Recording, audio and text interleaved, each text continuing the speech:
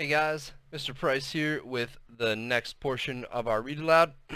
Yesterday we heard from Danielle and Anna, and we learned of their experiences in the collaborative classroom. And we heard a bit from Jeffrey too and learned about his experience. Today we pick up with Alexia. Like, Peter knew what he was doing out there on that soccer field, hitting me with that frisbee. So I was constantly reminding him that he killed our plant. I told you so, I kept telling him. Yesterday, he told me to stop annoying him. Peter's always picking on me. I bet it's because he likes me. Like all the boys think I'm pretty. They like my fancy clothes and my sparkly lip gloss. They sure don't look at Danielle. She got so upset with me. She never yelled at me before. Maybe she's getting braver as she gets fatter. I'll have to fix things with her again. I do like going to the collaborative classroom. I don't have to worry about things down there. The kids in that room love you no matter what. It's nice. Teach had a good idea with that one. Joey likes my feather boas. I always wear them to his class so he can see them. I think I'm gonna ask if I can put some lip gloss on Emily. I think maybe she'll like it. Every girl should try some lip gloss. And that brings us to the month of December in our tale. And the month of December begins with Peter. Last month, Mr. T told us we had to read some stupid book and go spend some time with, and I'm not going to use the word that he uses, the R word. That was what I thought at first anyways. That was what I'd always thought. The collaborative classroom is where they went to school. I guess it was James who made me change my mind. I mean, the Summer of the Swans was okay, sort of, but the collaborative classroom wasn't what I thought at all. The kids were actually pretty cool, especially James. If something spilled on the floor, or if there was a bunch of objects spread out on the table, he could tell you how many there were just by looking at them. I mean it, he could tell you immediately. No counting required. No matter how many there were, 312 forks, 813 Legos, he always got it right.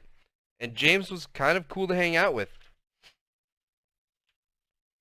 He never gave me low five, I read that wrong, excuse me. He gave me low fives, not high fives, because eye contact was tough for him. And we played games. I liked going to see him. So I liked Mr. T's next idea. He never ran out of ideas. Okay, guys, here's the deal, he told us in December. We're going to have a holiday party like every other class, but it's going to be different. Of course, I blurted out. That's no surprise. I do that sometimes. Open my mouth before thinking. A lot of times, actually. Everybody, even Mr. T, cracked a smile because I was right.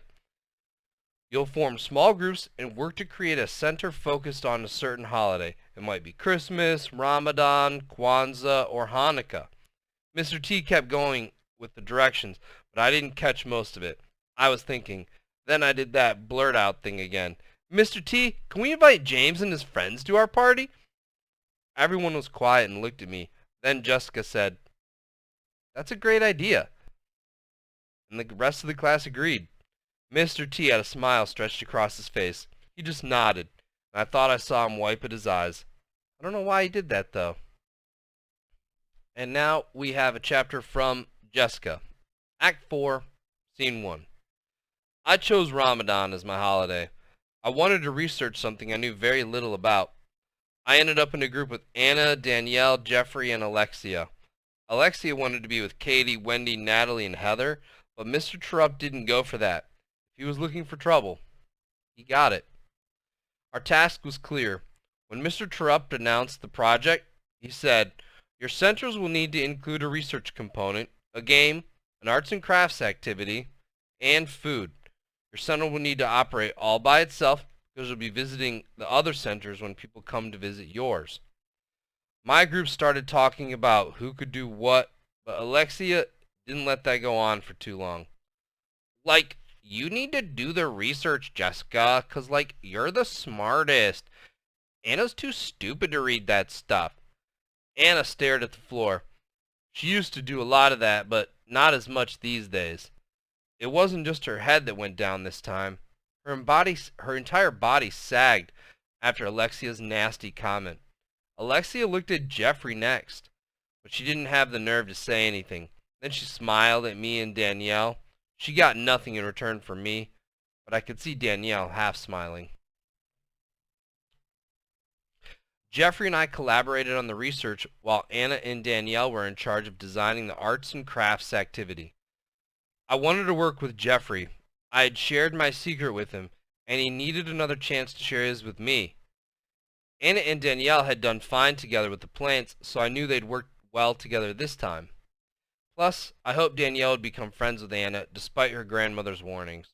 Alexia named herself as our group manager. According to her, she was responsible for overseeing all of our work, or as she put it, like, I'll just watch and make sure everybody is doing what they're supposed to do. I'll be like our manager. I think she meant boss. We went along with Alexia's grand plan because it was easier not to have her involved in our tasks. That wasn't good enough for Alexia. No, she tried her best to get everyone mad at each other. That's what she was all about. Act 4, Scene 2. One day during project time, I was meeting with Jeffrey and Anna, discussing how to put our center together. Danielle was nearby organizing the arts and crafts materials that she and Anna had been working tirelessly to create. Then Alexia made her move. Like, don't you guys think Danielle should be in charge of the food? Alexia said loud enough for Danielle to hear. I braced myself for what was coming next. I mean, just look at her. She's so fat. She must be good with food. Danielle hurried out of the room. None of us said or did anything. It was as if we thought pretending nothing had happened would make everything better. It didn't. My turn to hurt came next. Alexia didn't spare me. Act 4, Scene 3. Jeffrey and I decided that making a trivia game about Ramadan was the perfect way for people to learn about our holiday and what we'd researched. It took loads of work. We had just finished writing all our research as questions on the trivia cards. Enter Alexia. She must have just come from the bathroom. She wore fresh, shiny lip gloss and chewed on a new piece of gum. She paraded over to us with an exaggerated hip motion in her jean skirt and zebra tights, bent down, grabbed some of the trivia cards. She looked them over, but I don't think she read any of them. She snapped her gum that she wasn't supposed to have. Like, nobody's gonna understand these questions. She stared right at me. Nobody ever understands you. Not with all your stuck-up words. Like, you just want to make everyone else feel stupid. You think you're so smart. She flicked the card at me. That wasn't true. I didn't try to do that.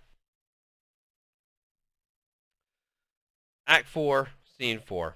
Enter Mr. Terupt. Alexia? I looked up. I didn't even know he was there. Alexia didn't either. She spun around, alarmed. I think it's time for you to follow me. He escorted her out of the room. They were gone for a while. Act 4, Scene 5. Enter Mr. Terupt without Alexia. Where was she? I need to talk to the four of you now, he said, looking at Jeffrey, Danielle, Anna, and me. We sat down in our project area. I've watched Alexia be unpleasant to all of you. I hoped that one of you was going to stand up to her and tell her to stop. He didn't. I looked down. I knew I should have done something. I wasn't strong like the friends in my books. If you let people get away with being mean, they're going to keep being mean. You need to stick up for each other. Even Alexia isn't tough enough to make fun of you, not if all four of you stick together. I could feel Mr. Terupt's eyes on me. He leaned forward, trying to peer into my face. He tried to make eye contact with each of us. We all stared at the floor. You should be disappointed, he said. You should stand by each other. That's what being friends is all about. So we sat quiet. Anna wiped her eyes. So did Danielle. Don't sit and pout, Mr. Terupt said. That won't help anything. You need to keep working. Learn from this and don't make the same mistake again. Exit, Mr. Terupt. Act 4, Scene 6. What was Jeffrey thinking, I wondered? What were Danielle and Anna feeling? I'm never talking to Alexia again, Danielle said. Me either, Anna added. That's no better, I said. We don't have to be friends with her, but we can't shut her out. We have to be bigger people. I looked down again. I felt as disappointed in myself as Mr. Terupt did in all of us. I wasn't brave enough. And that's where we're going to stop for the day. Remember to complete your exit ticket, and I hope you all have a great day. Talk to you soon.